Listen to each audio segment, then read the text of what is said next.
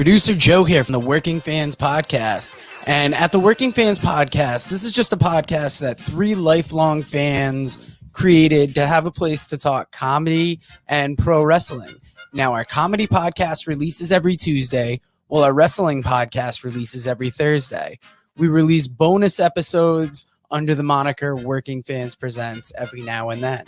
You can find us on Apple Podcasts, Google Podcasts, Spotify, Breaker, any major podcast provider. The important thing is just please like, rate, review, subscribe wherever you listen to us. Now, we have started a new thing. We are now on Amazon and Audible.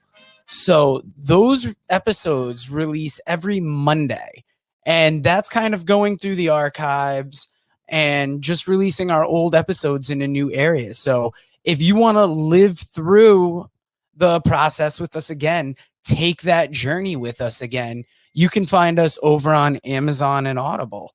Now, if you can't get enough of us in the audio form, check out our YouTube. It's youtube.com/C/Working Fans Wrestling Pod, or just search Working Fans Podcast on YouTube. We have the whole archive is up there. And if you listen to the Working Fans Podcast, you are more than familiar with the 531. That is our signature segment where we take your top 5 lists on a particular subject, vote it down to a top 3, and then debate it down to a top 1. Now, guys, if you want to hear 3 guys talk shit about comedy, wrestling, life, anything, you will enjoy the Working Fans Podcast.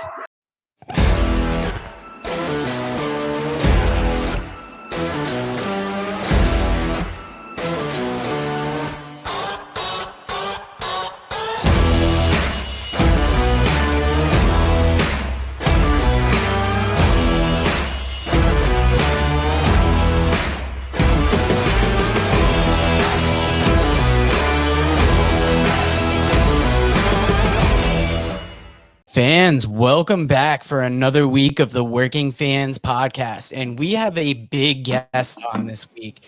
He is a half-hour special on Comedy Central. He has appeared on Conan, This Is Not Happening, and Crashing, among many other things. He's written for Not Safe with Nikki Glazer, Comedy Central Roast of Rob Lowe, and was head writer on True TV's 10 Things. He is the co-host of Wrestle Roast. That's patreon.com/WrestleRoast.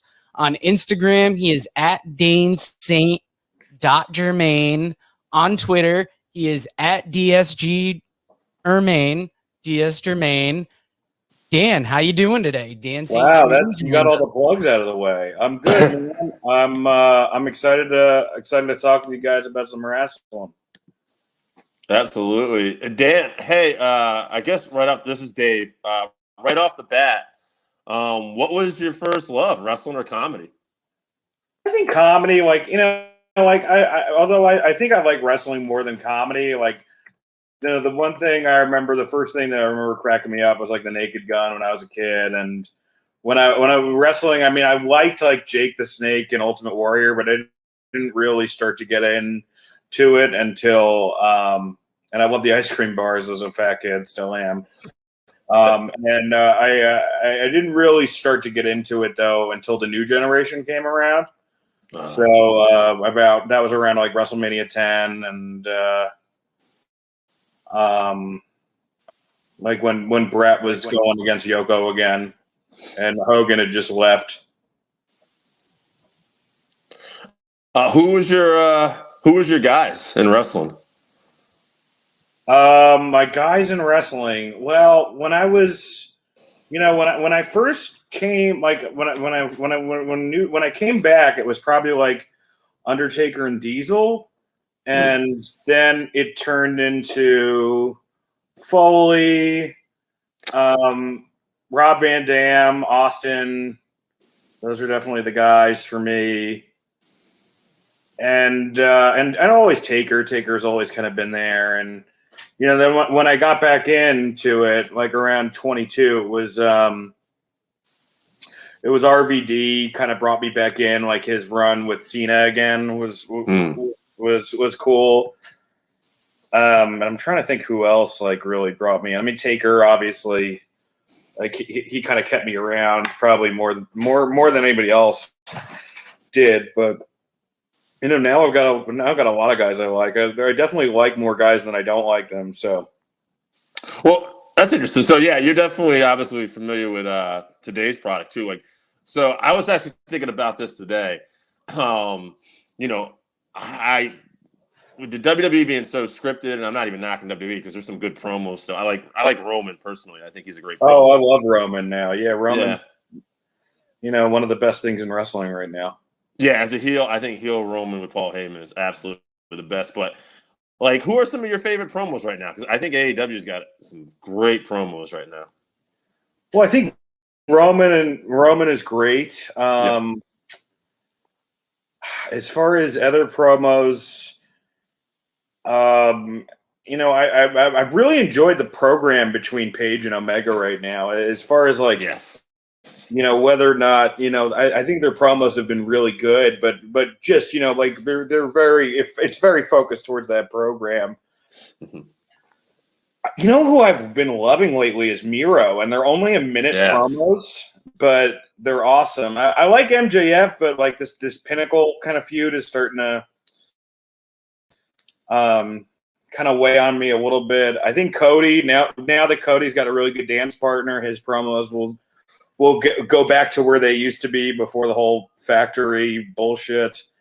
I mean, those are the guys, like, as far as like, every time, it just depends on who it is. Like, I can't understand a word of what Tanahashi says, but when there's nobody that does a better babyface promo after, a match, he's got that old, like that, like almost like Mickey Rourke and the Wrestler kind of thing going on. So, yeah, man, I mean, there's a lot of good shit. Yeah. I'm with you on that Miro thing too. He just, like, as an all-around performer, he just looks so reinvigorated. Like his matches, he's got so much fire, and then the promos too. Like he knows his character right now. Yeah, I think the Bucks have actually been really. I mean, Kingston's always good, like, so you kind of forget. But I think like the Bucks as heels have been really good. I mean, their promos with faces were not great, but as heels, their promos have been awesome. So. Now, bringing it back to comedy just for a little bit, before you started comedy, like what were some of the day jobs you had before you broke in? Well, in high school, I worked at a Sam Goody. I worked at a grocery store. I worked at a gas station. Later on, I worked as a janitor. I worked at the IFC center. I worked in food stuff. I worked at a couple bars, and then I also was a security guard for like 3 years. So I've kind of had a lot of different, I guess blue collar, maybe not blue collar, but just, real 9 to 5 jobs, A lot of retail. Minimum wage 9 to 5 jobs. Yeah. Must get a lot of good material from those jobs and experiences. It depends on the job. But yeah, for the most part, I mean, you always kind of write what you know. Yeah. Now, did you have now you said you got back in kind of because of the new generation. Was there like one story or something that really like lured you back in? Yeah, I think like the Razor Michaels, the whole who's the real Intercontinental Champion. I did like the Luger and Bret Hart Royal Rumble finish where you were deciding who was going to go where, but then that kind of took, the Diesel kind of Shawn Michaels story, which they're kind of actually doing in NXT right now, and they're also doing it in AEW to an extent with MJF and Wardlow. That's always been, and then they for whatever reason that story of like the guy behind the guy who's actually the tougher guy, that story for me has always resonated for whatever reason.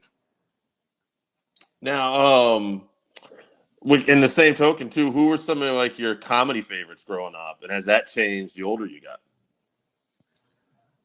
Yeah, I just watched. I mean, right now the thing that I just watched was actually that I loved was the Tim Robinson show on Netflix, which is a sketch show. So that's kind of outside of stand up. I've been taking a break from stand up for a little bit. I mean, there's definitely people I still like with stand up, but as far as stand up, I mean, obviously, I think everybody would say Pryor kind of got them into it, and then David Cross and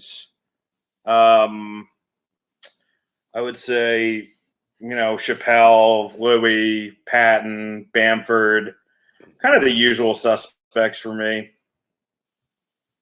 How did Wrestle Roast start? Wrestle Roast started, it was a bunch of happy accidents. I had this podcast, Total F and Marks, and a lot of the remnants from Total F and Marks are there. But, we had a bunch of different hosts. And then I landed on Scott. Scott was awesome. And we had Robert come on. And I was like, well, this would be cool to have somebody who's actually kind of worked in the wrestling business. And then Mike came on. And Mike, and then that was like, well, Mike's one of the best roasters in the world. Scott's also, an excellent roaster. And what Robert does online is essentially just, roast wrestling on WWE Creative-ish. So that, and, I had a little experience. I mean, I wrote for the Rob Lowe roast very little. And I did the Pritchard roast and the Tony Schiavone roast at the first Full Gear. So, I just kind of looked at like, the team of guys that I had, and also who I could get on, which is, I've been doing comedy long enough that I can, I know a lot of really talented people. So it kind of, and I have a pretty good relationship with Conrad. And I was like, well, what's a way that I can kind of like combine all this stuff together? And, it was good. We doubled our listenership from Total F and Marks, and we're still building now. Obviously, we kind of, go with how wrestling's going. So now our numbers are going up because, now Cena's back, So, yeah. What I really like about your show is it's almost like the Avengers of roasting. Like every week when I listen, you'll hear the subject, and then like Mike will get his jokes out of the way, and it's like, oh shit, what's Dan gonna say? And then Scott gets to his jokes, and then just no matter who you have on, it's always a great episode. Well, thanks, man. It is sometimes, with a roast, it's always the later you are, the more of a disadvantage you are. Yeah, I mean, it was, I think all those, those guys are really good at it. I'm for sure not even, the strongest roaster on the show. And I think that that's good. You have guys that kind of, like one of the things that I really loved about stand-up, and I've kind of taken a break from it recently, but when I really was into stand-up, it was, who would have the best set every night, and there was like a core group of guys, all of which are doing pretty well right now. And it was anybody who would have the best set, and I think that that's kind of something that I wanted to recreate with this. It's like, I remember the first week we did Baron Corbin, and we did like a round robin thing, and we only had 6 jokes each. And I was like, no, let's just really do this thing, So after Shane, Brett was the one we really figured out the show, and then starting with Rhonda, we included the bright side, so people can't just say it's us shitting on people. I mean, that's the thing about the show is that we're all huge marks, and if you listen to the show, like, we spend a lot more time talking about how great the person is than roasting them, actually. We spend probably about half the time roasting them. I mean, half the time that we talk about how great they are. Like, we'll spend like 15 minutes on a roast, but a half hour talking about all the cool shit they did. So, yeah. Now, do you ever find it hard to roast somebody? Like, there's almost more good than bad? Because with some guys, there's enough that they've given you over the years where you're like, oh, this is going to be easy. But then other times it's like, ooh, this is going to be a little tougher, I think. Yeah, I think it all depends on who it is. There's always something, man, because a lot of the time, like, I really thought Steve was going to be super hard because he doesn't, he hasn't really fucked up that much, And it actually turned out to be kind of fun just because it was different. You know, it was like, all right, now we don't get to write the shitty relationships or substance abuse problems jokes, like with the which is why we kind of we did Shawn Michaels, The Fiend, and Kenny Omega. Those are all three very different types of jokes, so I think that actually it becomes deceptive because the ones that are easier to roast are in some ways harder because the jokes are more obvious. But it all depends. We just recorded Lita. We're doing Booker T next week. Booker T is actually going to be pretty hard because, he did have that period where he went to prison for like a year and a half. But after that, it's like, he's by all accounts great guy to work with. When I've met him, he's been awesome, and it seems like a kind of a class act. So that'll be interesting to see how that goes. Yeah, now the New Jack roast that you guys did, that was an interesting one. The build up for that was hotly anticipated. I think. Yeah, I totally pussied out. I was going to pull one Boast battle card, and I pulled it for New Jack. I really should have used it on someone else because New Jack died 2 weeks later. Yeah, that was going to be my one question after he died. I was thinking oh man, is Wrestle Roast going to get back to that and give it a honest swing, or? Well, we may go back. I mean, there's so many, dude. I made a list of because I was kind of nervous. Are we going to run out of people? And it's we still have 400 to go. That would be good. So I'm not really nervous about that. And then there's certain people you could definitely, go back toward. I don't think we could go back to Sting. I don't think there's enough meat on the bone there. But I'm looking at some of the other people Brett. We could definitely go back to. The Hardys we could definitely go back to. Michaels we could definitely go back to. Warrior we could definitely go back to. There's definitely people that and then you can kind of cheat and do all right, well, we already did Sean, but we haven't done DX, or we've done Brett, but we haven't done the Hart Foundation. And so you can kind of sneak in jokes that way too, because but yeah, I think in October we're going to do some ones that are going to probably be a little, I think we're going to do Gangrel in October, and he hasn't had a ton of, he's not by any means a legend in wrestling, so that'll be interesting to try to come up with jokes for that. Yeah, definitely. Now, why do you think roasts are so revered in comedy? I think it's, I think we all want a controlled setting to shit on ourselves. And I mean, now with the internet, it used to be roasts are brutal, but the joke format itself kind of takes some of the sting out. And, Twitter is so much meaner than any roast you can do. With a roast, you're doing a setup and punchline, and, you really actually have to think about what you're saying. So yes, it can be mean, but if it's artfully done, people almost appreciate the structure of the joke.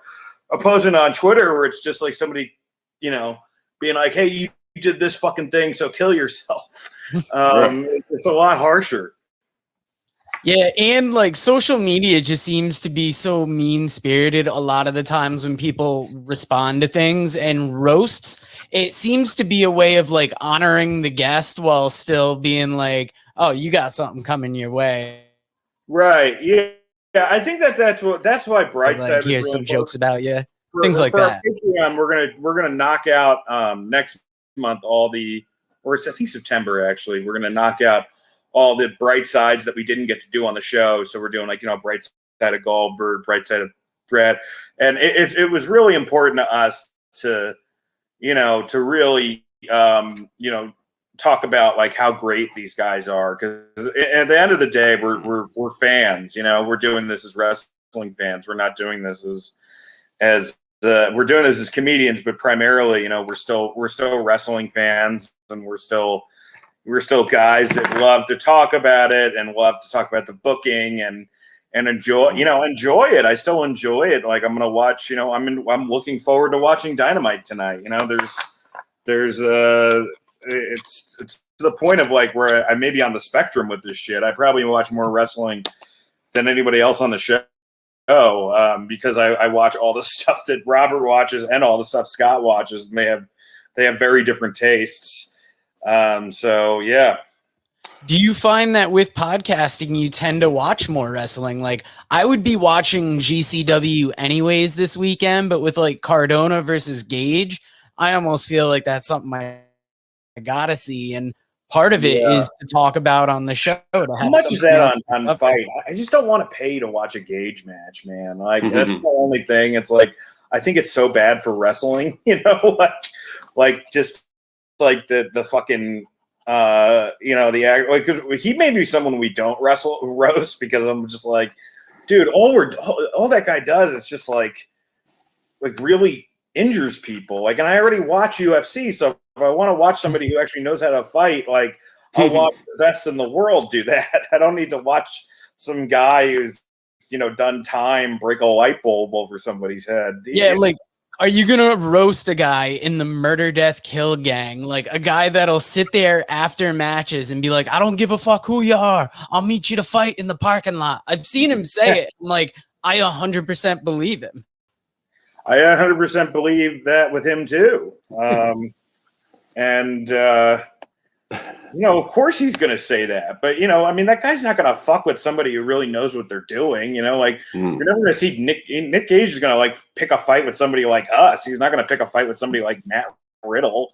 You know, like Matt Riddle is the legit, probably the baddest man in wrestling. You know, as far as an actual MMA skill set. So yeah, I keep up with New Japan. I keep up with, you know, WWE, AEW, obviously. Every once in a while. I mean, I'll keep up with Impact, but I don't watch Impact.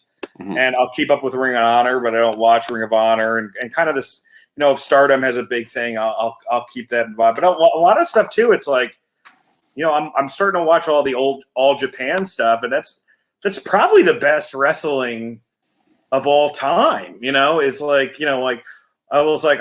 I thought all these, you know, like people were like, oh, the dream matches are Taker and Sting. It's like, no, probably it was like, dream match would be like Austin and Misawa, you know, or you know, somebody like that, you know, where it's like if you ever seen the Samoa Joe Kobashi match at Ring of Honor, one of the most incredible things ever.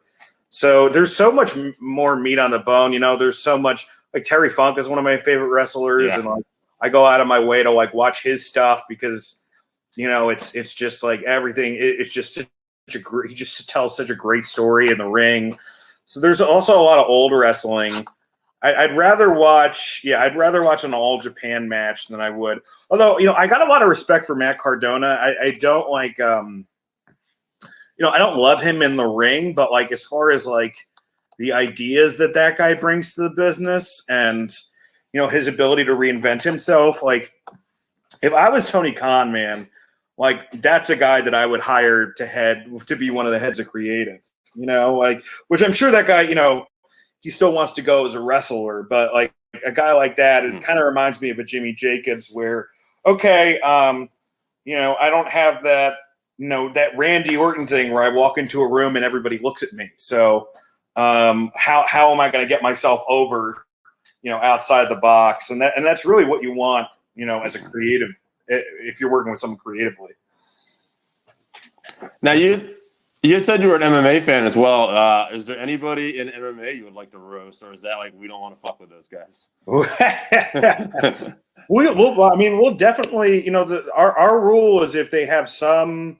You know, we did Ronda. You know, obviously we would be able to do Cain Velasquez. We'd absolutely be able to do Shamrock. And Shamrock, man, I mean, I don't know if you read the Snowden book this year, and that guy's life is absolutely bonkers. You know, Brock is an MMA guy. You know, I'm sure we'll be able to roast Connor at some point because I'm almost positive Connor is going to be headlining a WrestleMania within the next 5 years. I think that's. You know, he's going to do the Paul fight first, and then he's going to do – I mean, he'll probably do another MMA match, which is not a good idea. But I hate to see him in a Paul fight, but I know that's probably where this is going at some Well, point. I mean, if you're him and if you're his team Sure. right now, if you're his team right now, and you're looking at like, I mean, he has been so outclassed by Poirier, and Poirier's, maybe, like obviously Khabib's the best fighter in the division. He's not fighting anymore, but Dustin Poirier may not even be the best fighter in that division, and he completely outclassed Conor. Like, could you see Conor beating up Oliveira right now? Could you see Conor going up against that new guy, Islam? I don't think that he can do it anymore. I just don't.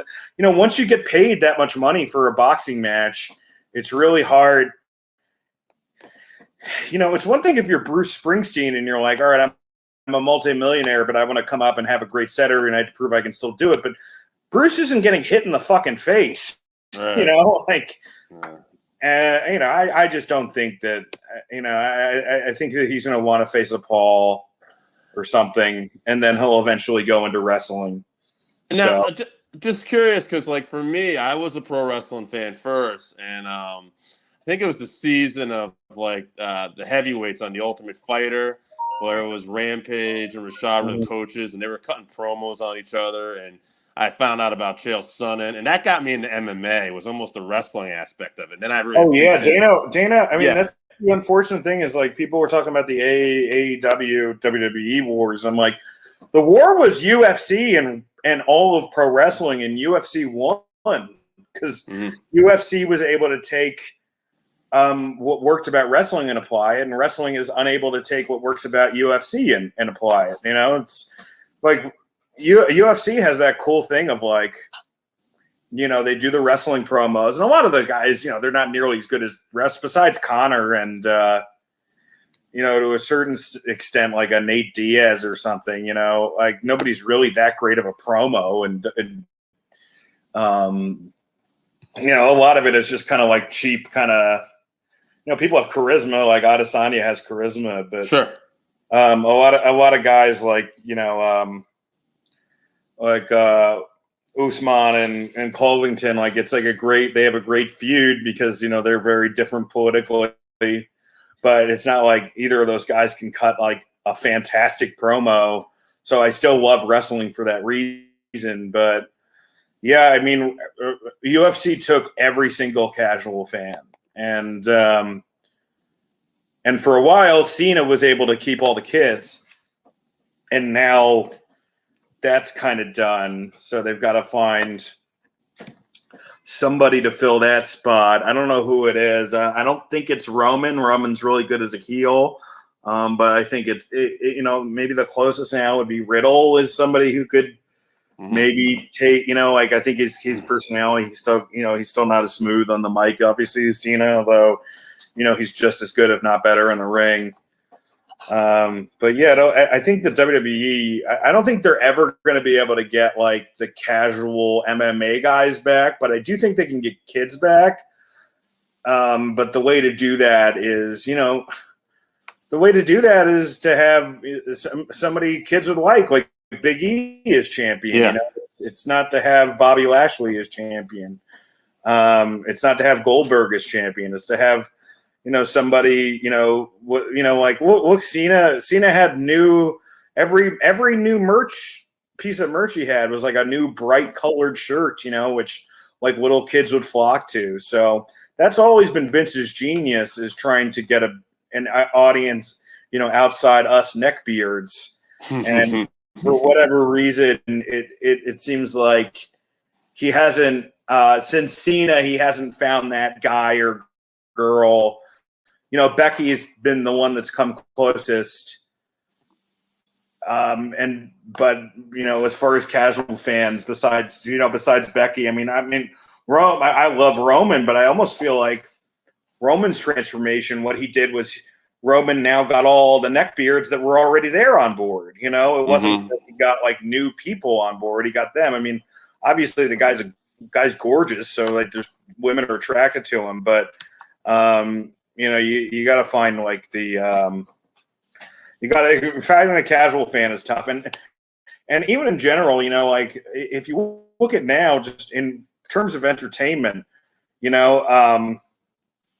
like there's more podcasts, but podcast numbers really aren't growing. Like the things that are growing right now are like UFC, soccer, and video game culture. Like almost everything else, is kind of like now one option amongst a million options. So the whole business model has changed. So I don't know how you would even go about it. But I think that probably WWE kind of going an emphasis back to a little bit more of the silly would help.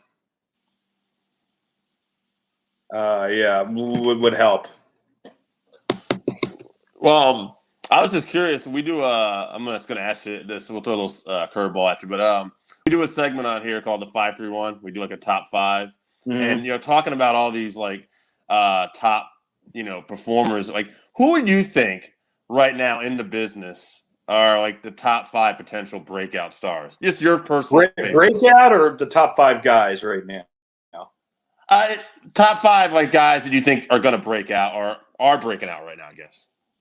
Well, I mean, MJF, right? He's amazing. He's amazing. Hangman Page, you got to put in there.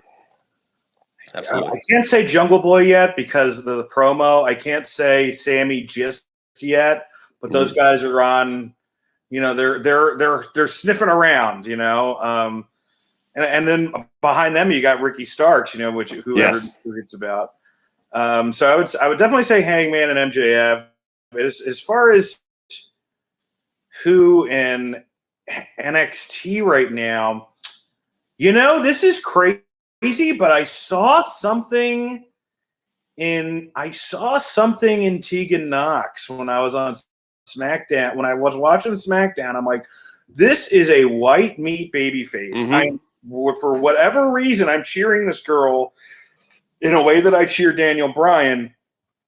I don't know what that is about. I think Bianca has a lot of upside. I think the women in WWE have a lot of upside. I do think Britt does too. Sasha and Becky, obviously.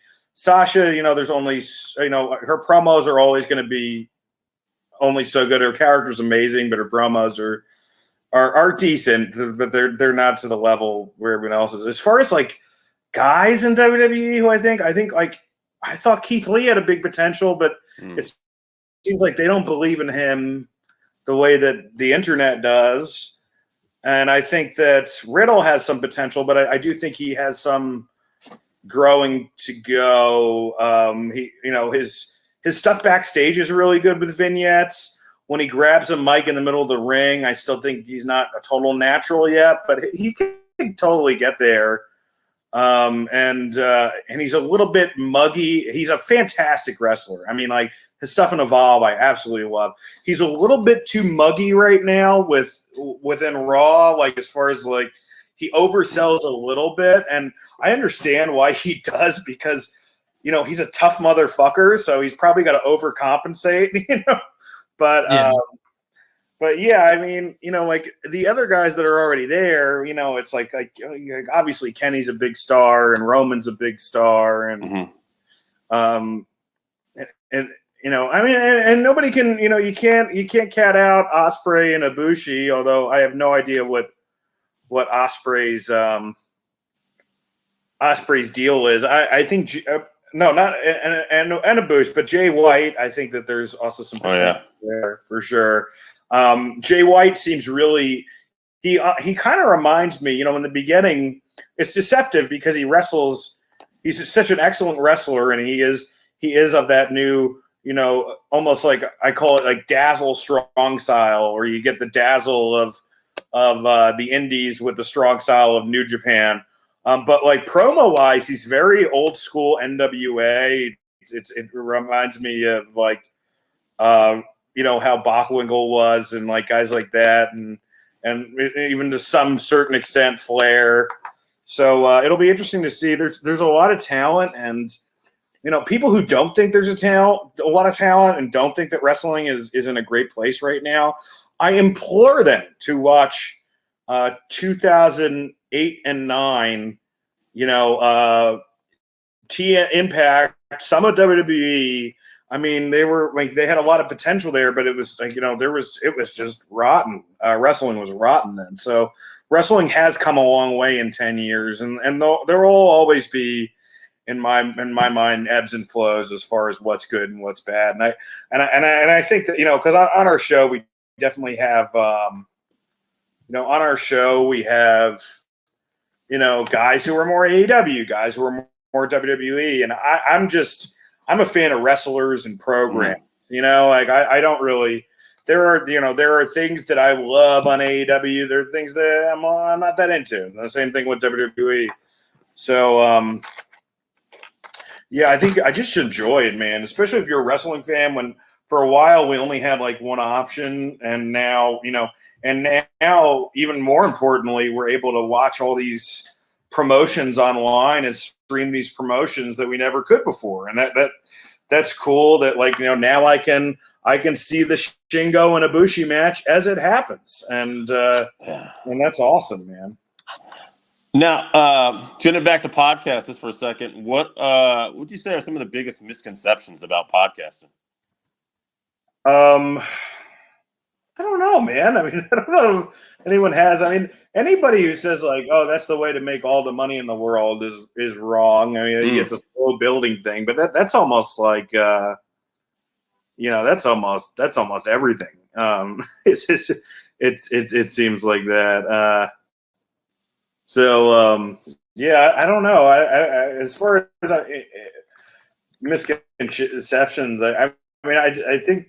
I did look at how much money a lot of podcasts make, and it's not like people say, oh, they're like the guys who got. It's almost like everything else. The guys who got there in the beginning are doing really well, and then everybody else struggles to find an audience. But I do enjoy. I do like the fact that there is something nice about. That there aren't gatekeepers anymore, and in the same way, that does sometimes you do need gatekeepers, but it's nice that there are other ways to, like I'll see people online. I've been fortunate that I have done the Montreal Comedy Festival, but I'll see people bitch online that they haven't done the Montreal Comedy Festival and shit, and I'm like, well, shit doesn't fucking matter anymore. Like now when you go to Montreal. Like most people are signed. Like it's like everyone's heard of everyone else. Everyone's hip pocketing people. So this whole this getting discovered. It's actually the easiest it ever has been to get discovered. So, yeah. I think most people would be surprised about the amount of work that goes into podcasting. Like some people might think it's just turn on a mic and talk. But it was like that for us for a little bit, and now it's not. Now I'm like, I watch so much wrestling. I spend hours writing jokes about it every week, and we're always like trying to just all right, well, what's a good thing to watch with something else? So yeah, it's not as easy as people make it out to be, for sure. Now, what are some of your goals for the podcast and your career right now? Well, I've been doing I haven't announced it, but I'm working with Dan Soder and a certain wrestler on something, which will be announced. So keep your eyes peeled for that. I can tell you guys off the podcast what it is, but it hasn't been announced yet. But I'm very excited for it, and I'm hoping it turns into a show. So. I just finished my this movie, and I've been working on it with Scotty Landis, who wrote Ma, and so we're hoping we find a home for that. I mean, for the podcast, look, I mean, I would love it to keep growing, and we have a nice little Patreon audience. We'd obviously like to increase that, but yeah, it would be awesome to tour with it and have people come out and see it and just hang out with wrestling dudes and shit. And I mean, I think one thing that we may do, we have some ideas for some live shows coming up. Mike has some really good ideas, and I think I think there's going to be another Starcast at some point, and hopefully we have a presence there. Hopefully we haven't pissed everybody off. by that point. But yeah, so I'm excited about the future, man, for sure. Very nice. Awesome. Now, Dan, is there anything you got coming up you want to promote? Just check out the podcast, dudes. I mean, we have a every week we roast a wrestler, and we also talk about the current product. We're going to be going back to detailing Dynamite, more so in the next couple weeks, because we, schedule wise, we haven't really been able to cover it as it happens. And our Patreon, I think we have the best wrestling Patreon in the business. I mean, for $5 extra, you get an extra roast every month. Some of the extra roasts, if you join now, we have Teddy Hart, CM Punk, Dave Meltzer, Jim Cornette, New Jack.